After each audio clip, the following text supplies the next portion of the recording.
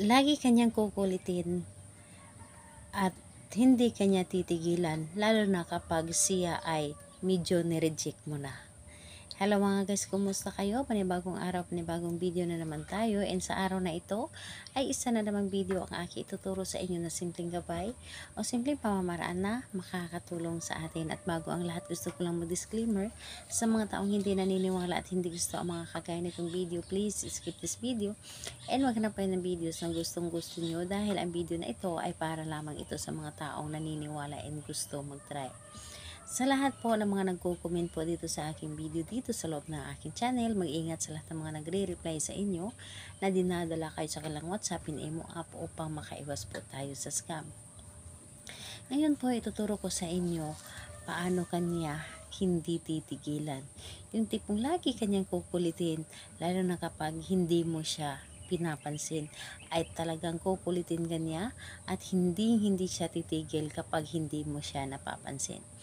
Ito ay pwedeng gawin sa parehas sa kasarian, babae ito babae, and lalaki ito lalaki. And siyempre naman sa ating babae at lalaki na mag-partner.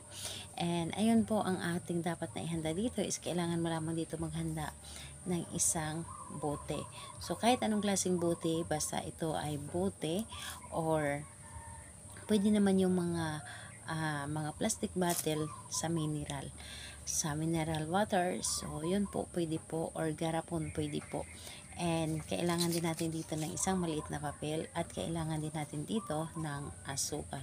Ang asukal, isa ito sa mga pampatamis, pampalambing sa ating mga partner na lagi silang malambing sa atin. So yun lamang ang dapat nating ihanda. And ayun po, at kapag handa na yung aking naibanggit na ating gagamitin, ang isunod po nating i-ready is ang ating sarili. Kailangan mo lamang dito i-claim sa iyong sarili na gustong gusto mo itong gawin, at hindi ka nagdududa, at buo ang iyong loob, tiwala at paniniwala sa paggawa nito. Dahil yan po ang pinaka importante sa atin sa paggawa ng ritual, isa ang paniniwala. Dahil kapag ikaw ay walang paniniwala at tiwala, ay hindi ito gagana sa iyo. So ayun po, kapag ready ka na, pwede mo na itong umpisahan. So ang gagawin mo lamang dito sa papel, isulat mo lamang dito yung kanyang pangalan at apelyido. So isulat mo lamang dito ng 3 beses ang kanyang pangalan at apelyido. At kapag naisulat mo na dito ang kanyang pangalan at apelyido, itupi mo lamang ito ng 3 beses po papunta po sa inyo. So ayan, kapag naitupi mo na ito, ilagay mo lamang dito sa loob ng bote ang papel. So ilagay mo dito sa loob ng bote ang papel, at lagyan ito ng tubig, at lagyan din ito ng kahit na kalahating kutsara ng asukal. And kapag nalagyan mo na ito ng kalahating kutsara ng asukal at tubig, ang gagawin mo lamang, takpan ang bote at isi-shake mo lamang.